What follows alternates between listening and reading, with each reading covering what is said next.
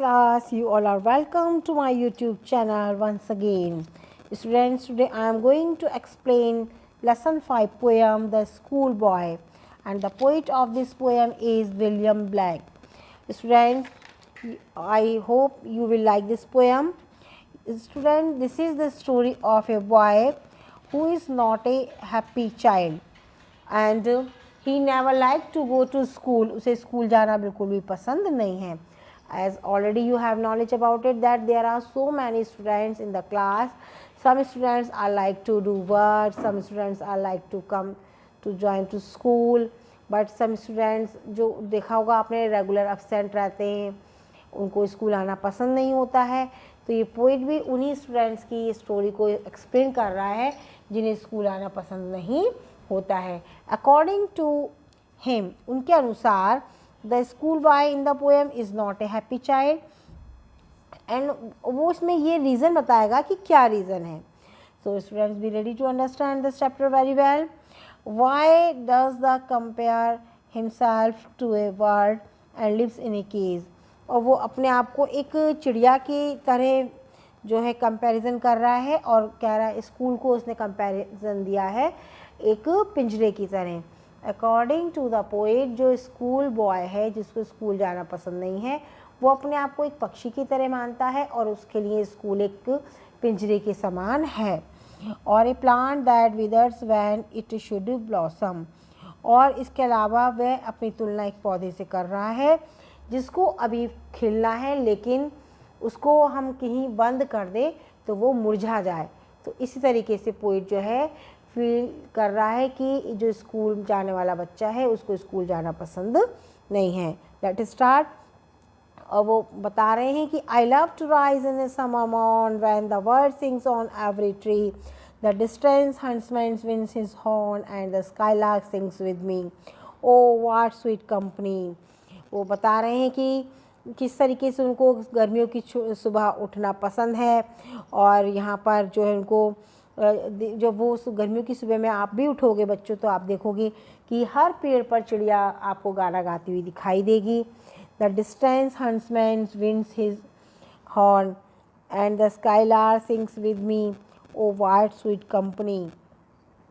और जो शिकारी होता है वो अपने शिकार के लिए तैयारी कर रहा होता है, बिगुल बजा रहा होता है.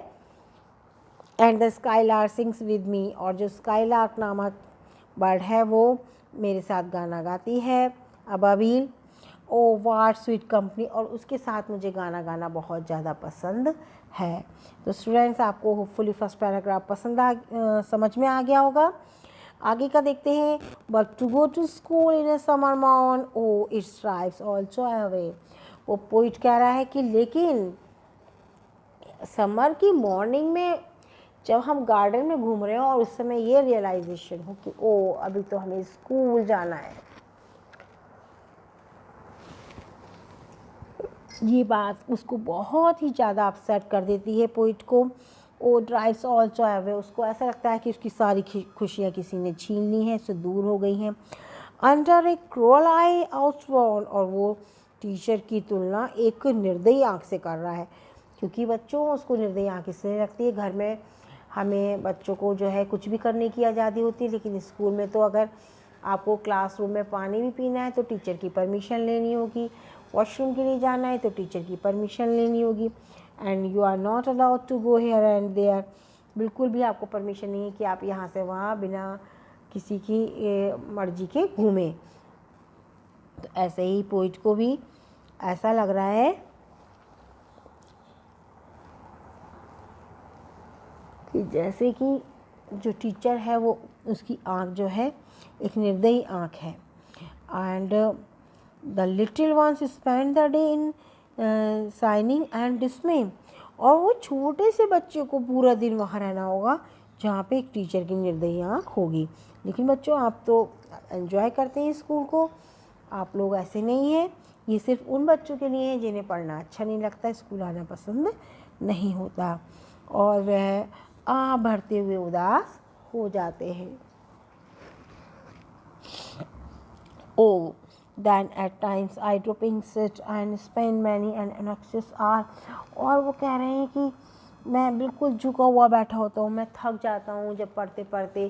तो घर में होते हैं तो हम लेट जाते हैं, लेकिन स्कूल में हमें परमिशन नहीं होती लेटने की, तो मैं अपनी सीट पर ही झुक जाता हूँ। And spend many an anxious hour, बहुत ही चिंता में इतने सारे घंटे, 6-7 घंटे मुझे स्कूल में बिताने होते हैं। और ये चिंता के घंटे क्यों होते हैं? कोई भी सब्जेक्ट टीचर आके कोई क्वेश्चन ना पूछ ले, कोई भी टीचर आके अपना सब्जेक्ट का कोई काम ना मांग ले, कोई कॉपी ना मांग ले, तो मुझे हर समय चिंता लगी रहती है। और इस तरीके से मेरे 5-6 घंटे जो है बहुत ही चिंता में बीतते हैं। Nor in my book can I take delight, even मुझे अपनी बुक में भी कोई एन्जॉयमेंट, कोई मुझे खुशी नहीं मिलती है। और मेरी बुक से मतलब किसी भी सब्जेक्ट में। Nor sit in learning hours, और कभी अगर टीचर मुझे स्टाफ रूम से, क्लासरूम से निकाल के अगर आपको मान लो लैब में ले जा रही हैं, किसी टीम का स्मार्ट क्लास में ले जा रही हैं, या आपको कंप्यूटर लैब में ले जा रही हैं, या गार्डन में ले जा रही हैं, तब भी मुझे पसंद नहीं है।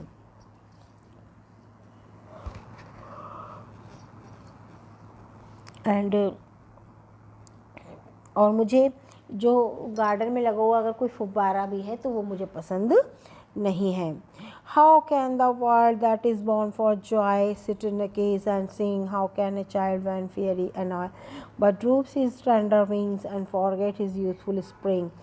और लेकिन फिर पोइट कहते हैं, किस तरीके से एक पक्षी जिसका जन्म आनंद लेने के लिए हुआ है वह एक पिंजरे में कैद रह सकता है। यहाँ पे कंपैरिजन हो रहा है उस बच्चे का एक पक्षी की तरह जिसको एक पिंजरे में बंद कर दिया जाता है।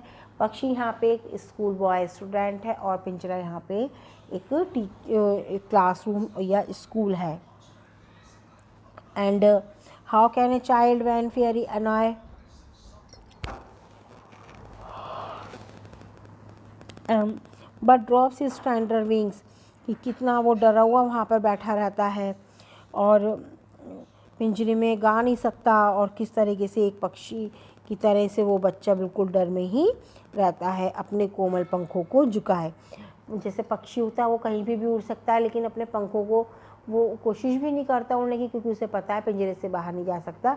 ऐसी ही जो बच्चे की इच्छाएं होती हैं खेलने कूदने की, तो बच्चे जो है बाहर नहीं जा सकते, तो वो अपने कोमल पंखों को झुकाए हुए और अपने युवा वसंत को भूल सकते हैं। And forget his youthful spring, जो उनका युवा वसंत है उसको भूल सकते हैं, भूल जाते हैं। अब लास्ट की लाइन्स देखेंगे। स्टूडेंट्स, चैप्टर को, इस पोएम को फिनिश करने से पहले मैं आपसे एक बार कहना चाहूँगी, students, if you have not subscribe my channel then do subscribe my channel and don't forget to press the bell icon for upcoming updates. क्योंकि there are so many students जिन्होंने अभी तक वीडियो को, मेरे अब तक चैनल को subscribe नहीं किया है, और बहुत सारे बच्चे ऐसे भी हैं जिन्होंने चैनल को सब्सक्राइब कर रखा है और बहुत जल्दी फीडबैक भी देते हैं स्टूडेंट। तो आप ये मान के चलिए आपके लिए ये कंपलसरी, क्योंकि चैप्टर के अलावा इसमें आपकी जो ग्रामर की वीडियोस बन रही हैं बच्चों, वो आपके लिए बहुत ज़्यादा इम्पॉर्टेंट है। आगे की लाइंस देखेंगे हम। O father and mother if birds are nipped and blossoms blown away. अब वो अपने मम्मी पापा से रिक्वेस्ट करते हुए कह रहे हैं कि जो एक छोटी सी कली है जो फूल बन के खिलने वाली है, अगर आप उसे बिना खिले ही जो है काट देंगे, खिलने से पहले काट देंगे, मतलब वो खिल नहीं पा रही है, यानी कि जो बच्चा है वो बढ़ नहीं पा रहा है, खेल नहीं पा रहा है, तो वो सुंदर फूल कैसे बनेगी। और जो और and the blossoms blown away, और जो फूल खिलेगा तो उसकी खुशबू दूर दूर तक फैलेगी। तो जब अगर हम पहले ही काट देंगे तो उसकी खुशबू दूर दूर तक नहीं फैल पाएगी। And if the tender plants are stripped of their joy in the springing day, अगर आप छोटे प्लांट को पहले ही बेल जो बढ़ रही है उसको हम पहले ही काट देंगे, तो वो जो है हवा के साथ साथ दूर दूर तक कहाँ फैल के जाएगी, यानी कि वो फैल नहीं पाएगी। और their joys in the springing day by sorrows and care dismay. और यहाँ पे पोइट फिर से कह रहा है कि जो है हाँ न, छोटे नन्हे पौधों को बसंत की खुशनुमा दिनों में काट दिया जाएगा तो वह दुखी, भयभीत और उदास हो जाएंगे। इसलिए वो कह रहे हैं how shell the summer arise in joy और द समर फ्रूट्स अपीयर, कि किस तरह से बसंत की ऋतु खुशीपूर्वक आएगी, खुशी खुशी आएगी और किस तरह गर्मी के फल उसमें उत्पन्न होंगे। जब बसंत ऋतु खुशी खुशी नहीं आएगी तो उसमें कैसे अच्छे अच्छे फल लगेंगे। तो इसलिए पोइट ये चाहता है कि उनको स्कूल ना भेज के उनको आज़ाद छोड़ दिया जाए। तो स्टूडेंट्स, आई होप ये आपको पोएम समझ में आ गई होगी।